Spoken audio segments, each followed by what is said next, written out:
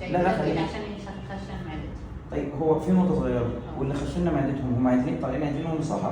لا، دي الاولانيه. الثانيه هو في كلمه جميله، هذا ما وجدنا عليها بقى انا. طب ولو كانوا الاباء كانوا على الكفر يبقى احنا نمشي وراهم عشان خاطر نخش النار وساعه الجد يقولوا ما هم اللي قالوا لنا؟ يبقى دي الثانيه. الثالثه كانوا على ايام زمان كانوا بيعملوا بسكوت، وانا كانوا بيدوني زبادي في ال40. حلو الكلام؟ طلع عندي حساسيه لاكتوز، وطلع عندي كميه مشاكل قولون زي اي بني ادم في البلد. واللي يقول لك لا ده هم كويسين وحلوين، قول لهم هناك التامين الصحي بيقعدوا هناك من الساعه 7 الصبح واقفين مستنيين، فالناس تحترم جسمها علشان خاطر مفيش حاجه اسمها معده المصريين بتاعت الزلط، المصريين غلابه. فمفيش حاجه اسمها يعني اللي بيجور على شبابه وسنه الصغير بيجور عليه شيخوخه. وردا بقى علشان خاطر الفيديو ده هيطلع على تيك توك بقى، انا لسه ما جبتش اللي هو ولا حتى معلقه شاي. ما انا جاي لحضرتك اهو في 3 كلمات. الاولانيه مشيت معاهم بالستر، واللي جايه اللي فاتت كانت العيال بتستحمل. حلو الكلام؟ كبروا الاجيال كلها طالعه زي الزفت والناس كلها امراض. فاحنا دلوقتي بنقول ايه يا جماعه؟ الناس تحس شويه على بطنها مش تحس على دمها.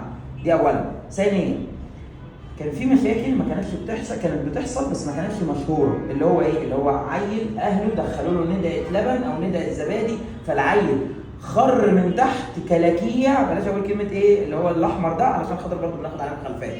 فالعيل كان بيجيب من تحت كميه كلاكيع وكتل كده بتنزل بسبب ان هو لحسوه نقطه لبن.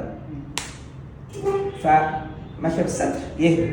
كانت اياميهم الاجيال كانت بتطلع كان بيموت منهم 5 و6 و10 عيال، فما حدش فيه برضه يتكلم. ما كانش فيه فيسبوك، فكان واحد دلوقتي لو انا صباحي فيه واوا انا هقول على النت فالناس كلها تقول لي سلامتك. لكن ايام زمان كان الناس بتقوم وتقعد واعضاء تروح وفي النهايه خالص ايه؟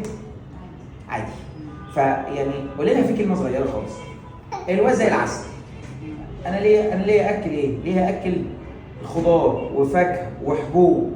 خضار معاك لحد الباميه والملوخيه والسبانخ والبتنجان والكوسه والجزر والبطاطس والقرع كمان، والفاكهه معاك لحد المانجا والفراوله اللي موجودين وبعيدين عن البطيخ على حد بس ما الموسم ينكسر. وبنقول والبروتين معاها الزبادي ذات نفسه هعمل له تيست، ومعاها الفول السوداني تعمل له تيست، ومعاها كبده الفراخ تعمل له تيست. يعني هتدي له نص الكبده النهارده وتبص عليه ثاني يوم وتروح مديها له النص الثاني.